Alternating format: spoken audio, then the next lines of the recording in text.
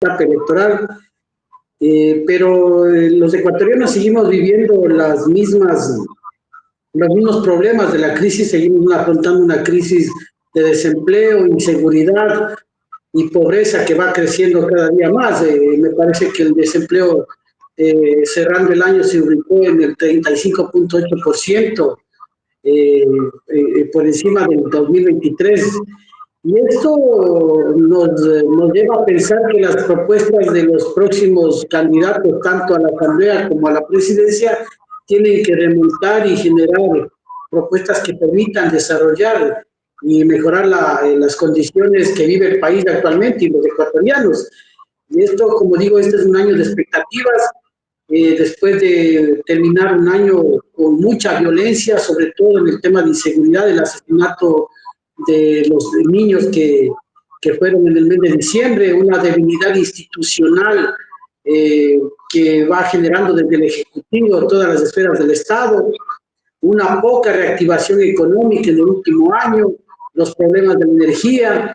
Es decir, hay una serie de problemas que el gobierno no ha podido, digamos, despegar para poder generar una esperanza en el pueblo ecuatoriano. Y por esto este año no le vemos ningún tipo de mejora y no hay ninguna proyección del crecimiento del empleo y peor de las otras condiciones sociales que viven los ecuatorianos. Ahora le doy la bienvenida al arquitecto José Miranda, presidente de Camicom. Por favor, arquitecto, si puede encender la cámara para iniciar con el diálogo conjunto con Edwin Bedoya. Y le preguntaba a Edwin precisamente cómo arranca este año en el desempleo y en el empleo, pero el empleo básicamente se pone las esperanzas en lo que pueda generar la Cámara de la Construcción, porque es una industria que genera empleo, que es una cadena dinamizadora de la economía. Pero, arquitecto, en este sentido, este sector es generador de empleo y cuánto empleo puede generar. Le escuchamos. Bienvenido. Buen día, arquitecto Miranda. No lo tenemos. Audio y de imagen con el arquitecto José Miranda. A ver si... Aló, ¿me escuchan? Allí lo escuchamos ya, mi estimado arquitecto. Tal vez tiene algún inconveniente en el video, no lo podemos mirar. En el video, sí, no sé si es que pueda hablar solamente porque no me van a ver por problemas de la... Sí, por favor, entonces nos sostenemos con el audio en atención de generar este diálogo conjuntamente con Edwin. Le decía, arquitecto José Miranda, si es que esta industria de la construcción es el motor que tiene que tomar en cuenta los gobiernos de turno para dinamizar la economía a través de la generación de empleo. ¿Cuál es su análisis? Por favor, adelante. Muchísimas gracias nuevamente, Jorge y Edwin. En verdad, nosotros como sector, como industria de la construcción, estamos muy preocupados. Nosotros venimos teniendo este estancamiento prácticamente desde la pandemia. No nos hemos podido reactivar. Y además de eso, tuvimos ahora recientemente los apagones, y eso también ha generado que nosotros como constructores no hayamos podido desarrollar y poder dar al 100% de nuestra capacidad. Más aún con el recorte, se puede decir, y casi nulo presupuesto en obra pública. Ustedes saben que aquí en la Cámara y la mayoría de los constructores nos dedicamos casi el 70% a la obra pública, a la obra del Estado. Y eso no ha habido, porque no ha habido presupuesto para hacer obras. Apenas la empresa privada, los que han apostado al país y lo que siguen generando. Como usted decía, la industria de la construcción es una de las industrias que más genera trabajo, directamente e indirectamente, incluso hasta desde la señora que vende el mote en la esquina, ella es la que también se beneficia de este crecimiento, de esta reactivación. Entonces, muy preocupante, estamos esperanzados en la inversión privada, en la inversión pública, en la Secretaría de las APPs, lo que queremos ahorita, y le apostamos para la reactivación de nuestro sector. Jorge. Edwin, si bien es cierto, la industria de la construcción es una cadena de empleo, pero desde el sector de los trabajadores, ¿creen que parte de la solución a este problema del desempleo es ponerle mayor atención a sectores como este, o los trabajadores tienen una visión diferente? Bueno, me parece que un poco, es importante, uno de los principios de las organizaciones sindicales ha sido la lucha por la vivienda. Entonces, me parece que la Cámara de la Construcción juega un papel fundamental. El aspecto de la construcción es importante. Pero lo que dice el arquitecto es cierto, es decir, no ha podido despegar porque ¿quiénes son sujetos de crédito? En su mayor parte los trabajadores que tengan un buen ingreso. Pero aquí no pasa eso. Tenemos trabajadores que tienen pocos ingresos y por tanto no son sujetos de crédito ni siquiera para obtener la vivienda. Otro de los aspectos que señala un arquitecto es el tema de la falta de obra pública, que también tiene un efecto cascada en el desenvolvimiento de todas las otras actividades económicas que lo han mencionado. Es decir, si es que no hay inversión en el área pública para despegar, no hay una importante inyección de recursos para la inversión de la obra pública, tampoco podemos esperar generación de empleo y tampoco podemos establecer un crecimiento de los planes de vivienda para los trabajadores, porque tampoco son sujetos de crédito. Es decir, todo es un conjunto importante que está, como son ejes transversales importantes del tema de cómo está el poder adquisitivo de los ecuatorianos para poder desarrollar todas las actividades, sobre todo el tema de la construcción. Pero si no existe este tipo de inversiones, entonces no hay un despegue. A nosotros nos preocupa, y hay datos, por ejemplo, preocupado en pagar la deuda externa. Casi el 41% del presupuesto general del Estado está dedicado a pagar la deuda externa. Es decir, nosotros hemos sido más papistas que el Papa. Preferimos cumplir con el Fondo Monetario Internacional, con los acreedores internos y externos, que desarrollar el tema de la inversión social. Y hay que preguntarse si estos préstamos han servido para la reactivación también económica. Entonces, todo este tipo de aspectos, como digo, son importantes de diagnosticar, pero también de darles una importante salida. Y la salida es cambiar el modelo económico que está atado a algunas condiciones del Fondo Monetario y poder generar un propio modelo económico que permita, primero, una moratoria de la deuda externa para reactivar este 41%, en vez de pagar deuda externa, sea dedicado a la reactivación económica. Y estas deudas condonadas a un mayor plazo. Ya otros países lo han hecho, solo nosotros en plena pandemia se nos ocurrió pagar la deuda externa, en plena crisis pagar la deuda externa, cuando otros países le dijeron al Fondo Monetario que no se podía pagar y empezaron a proteger sus industrias. Aquí se ha hecho lo contrario, es decir, nosotros hacemos el al revés de lo que otros países han podido generar un mayor proteccionismo para sus empresas, sobre todo pequeñas y medianas empresas. Arquitecto Miranda, si bien es cierto la industria de la construcción es generador de empleo y más dinamizador de la economía, pero si hablamos de respeto a los derechos laborales, ¿cuánto cumple el sector industria de la construcción al respeto de los derechos laborales de los trabajadores, arquitecto? Sí, es muy preocupante. Yo quisiera, antes de responder su pregunta, también añadir un poco la inseguridad. Eso también a nuestro sector también ha involucrado muchísimo y ha afectado muchísimo.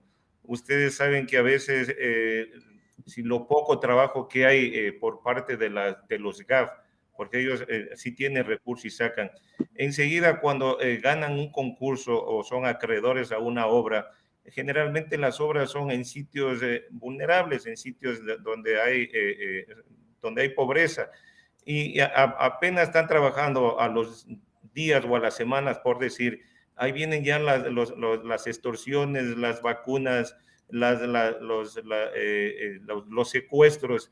¿Por qué? Porque saben que un contratista va con plata, va con un anticipo, va con recursos. Entonces, ya nos ha pasado en Guayaquil, por ejemplo, contratistas amigos que han obtenido contratos, y más aún todavía en Durán, donde hay estas zonas peligrosas. Enseguida son intimidados por gente y les piden recursos económicos, les piden plata. Entonces, todo eso también ha afectado. No hay cómo trabajar. Lo que queremos nosotros como constructores, como país, es tener un país libre, un país libre del narcotráfico, que eso creo que va a ser casi imposible, pero por lo menos que den confianza a los constructores, que den confianza a los inversionistas para que ellos puedan venir a trabajar. Contestando a su pregunta, lo de se hizo una consulta sobre pagar pagar el trabajo por horas.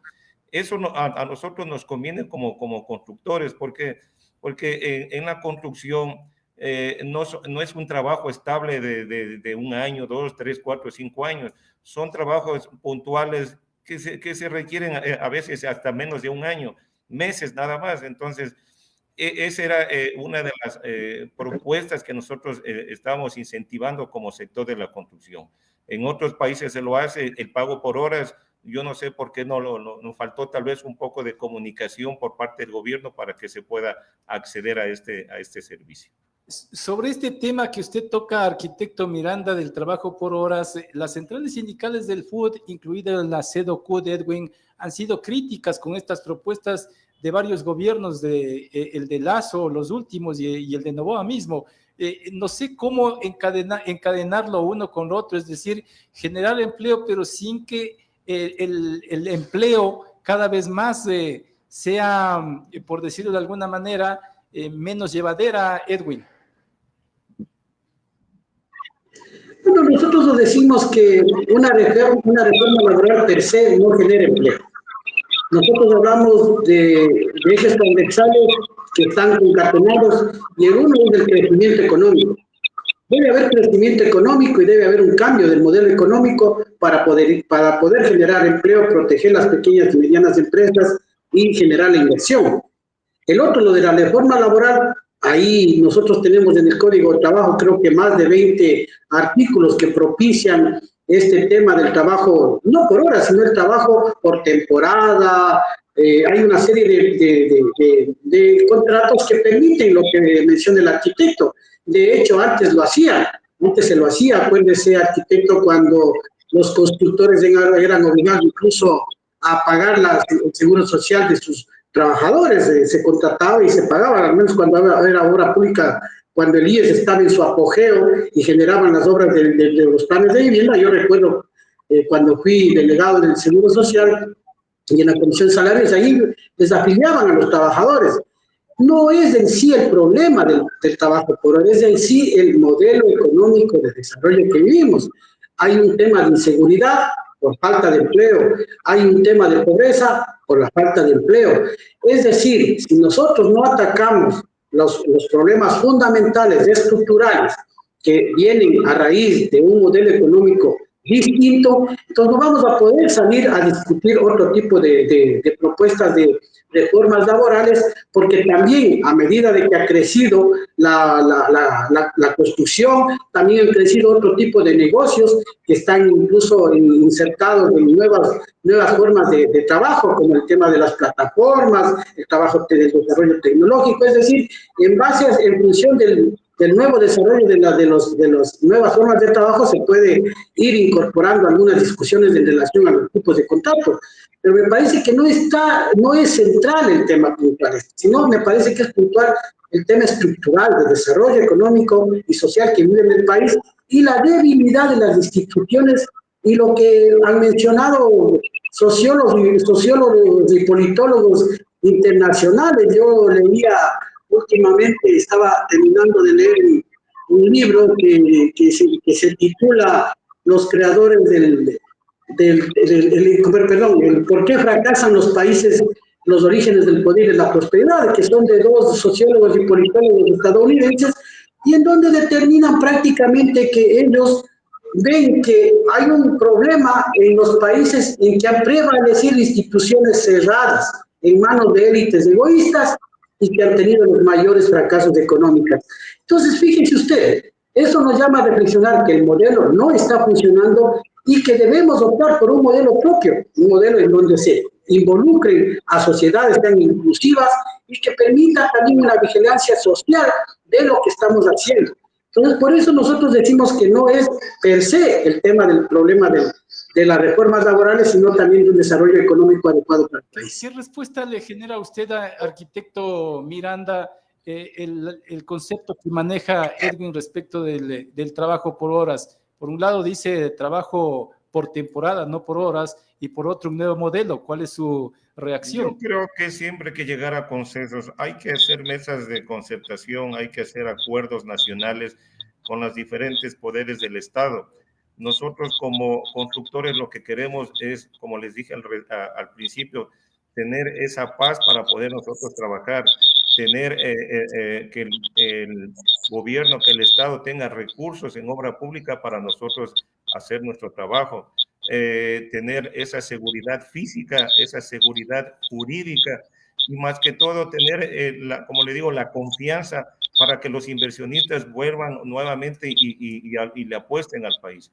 Pero si vemos cada día en las calles y cada día en los noticieros muertes, sicariatos, recién nomás mataron a un alcalde en Arenillas, entonces, ¿cómo va a venir esa empresa, esa inversión al país a poder invertir? Entonces, todas esas cosas hay que hablar, hay que, como les digo, una mesa, un acuerdo nacional, porque hay que hacer muchos cambios, como usted le dice, Edwin, una reestructuración, yo diría hasta del sistema judicial, porque ¿qué sacan cogiendo todos los días delincuentes y que tienen no un récord policial, sino tienen como 15 aprehensiones?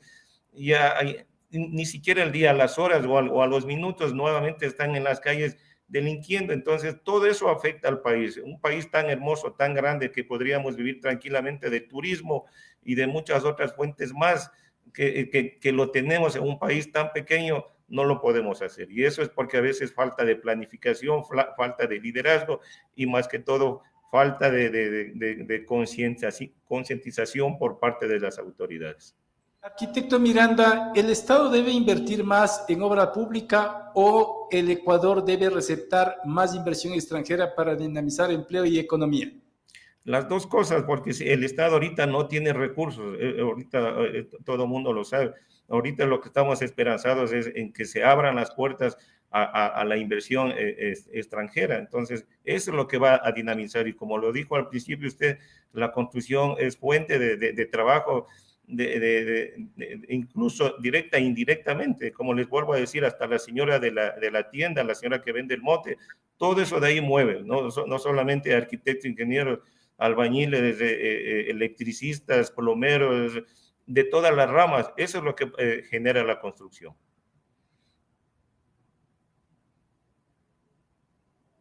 Viene un inversionista, monta una fábrica en el Ecuador, ¿es mejor empleador, podríamos decir, un inversionista extranjero que un nacional, Edwin? A ver, yo trabajé en una empresa transnacional 26 años y lo que veíamos nosotros es que si realmente la empresa recién salió, fue la empresa General Motors, que recién en el mes de noviembre salió de operación, se cerró la empresa, y como estas empresas se han ido cerrando otras. Es decir, no hay una política de Estado, primero, de cuidar las empresas existentes. Segundo, no negociar con las empresas transnacionales el traspaso de tecnología para las cadenas de producción que están otras empresas más pequeñas para que puedan desarrollarse. En Colombia, mire, la industria del automóvil se desarrolló con pequeñas y medianas empresas ligadas a las grandes empresas, pero ahí había un convenio de traspaso de tecnología que lo hacía el Estado después de algunos años que estaba funcionando la empresa transnacional. Aquí no existe este tipo de políticas que permiten proteger la industria nacional y generar industria, valor agregado a otros productos. Nosotros, por ejemplo, cuando empezamos a producir, me acuerdo, el nuevo Suzuki Forza, no había una empresa que nos haga los vidrios curvos y teníamos que exportar de Colombia, cuando Colombia ya lo tenía y era justamente este traspaso de tecnología que lo hacían. Es decir, no hay una política de industrialización, no hay una política que permite este traspaso de tecnología y por tanto es en todas las industrias que pasa esta situación. Y nuevamente digo, imagínense, el 41% del presupuesto general del Estado está destinado a pago de la deuda externa. ¿Cómo podemos nosotros reinvertir en el país? Con las riquezas que generan incluso nuestros recursos petroleros, hidroeléctricos, que han generado utilidades, sirva solo para coger y pagar la deuda externa. Entonces, no permitimos la reinversión, primero en nuestra industria, en nuestra industria nacional y en las industrias privadas nacionales no protegemos el empleo, no protegemos la industria y no se puede reactivar. Y nuevamente, con todo el respeto, vuelvo, no hay un modelo que se adecue a generar una salida de la crisis, sino aplicar el mismo modelo. Si no, veamos los 10 últimos años. ¿Qué hemos hecho? Endeudarnos con el Fondo Monetario Internacional, pero no sabemos de ese dinero en qué se ha invertido. ¿Se ha servido para mejorar la industria, para generar inversión, para generar políticas de empleo? No. Entonces, ese dinero se ha ido o bien a las financieras que han decidido poner su dinero allá en paraísos fiscales, o bien prácticamente solo para pagar la deuda externa. Entonces, eso es lo que está pasando. Necesitamos un nuevo modelo de producción, un nuevo modelo económico que nos permita reactivar la economía de las pequeñas y medianas empresas, agregar valor a la materia prima e industrializar. Eso significa industrialización de la materia prima que tenemos, porque somos ricos en recursos naturales y en recursos agropecuarios y agrícolas. Entonces sí se lo puede hacer, pero con una inversión consciente y con una política adecuada. A mis invitados, para cerrar este diálogo, este debate abierto, quiero recetar un criterio final respecto del tema tratado a manera de conclusión. Por favor, arquitecto Miranda. Muchísimas gracias, Jorge. Sí, en verdad, totalmente de acuerdo. Somos un país tan rico que nosotros podemos sacar y exportar muchísimas cosas de aquí. Nosotros preocupados y para un poquito más terminar lo que dijo Edwin, son políticas de Estado. Tienen que hacerse políticas de Estado a 10, 20, 30 años, como lo tienen los vecinos de Colombia y Perú. Han tenido ya algunos presidentes que han entrado, han salido, pero el riesgo país no ha subido, se ha mantenido. Entonces, ¿por qué? Porque tienen políticas de Estado a largo plazo.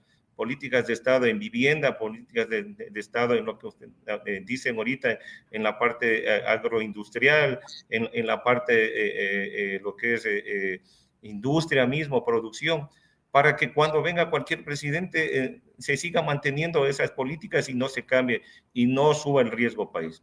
Nuevamente agradeciéndole a Jorge y a Edwin por este conversatorio muy fructífero y siempre a los órdenes, Jorge.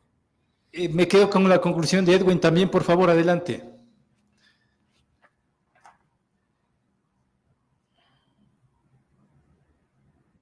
Diálogo social.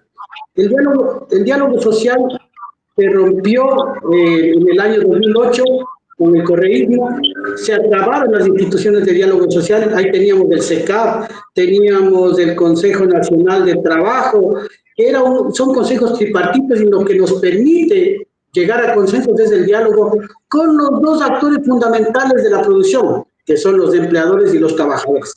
No existen mesas de diálogo a ese nivel que existían antes, porque se rompieron todos estos esquemas. Trabajamos incluso erradicando el trabajo infantil con el CONEP y el Consejo Nacional de Erradicación del Trabajo Infantil.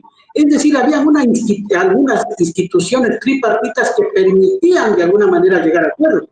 Y los que activamos la economía, los que ponen el capital, los que ponemos nuestra fuerza de mano de obra para poder sacar adelante al país. Entonces, hay que retomar este tipo de diálogos, que sería preferible los diálogos bipartitos para presionar al gobierno de turno en políticas adecuadas de empleo y generación de la productividad en el país para mejorar la capacidad adquisitiva, sobre todo de los ecuatorianos y ecuatorianas. Perfecto, gracias a ustedes dos, les agradezco por el tiempo y hasta una próxima oportunidad. Buen día para los dos.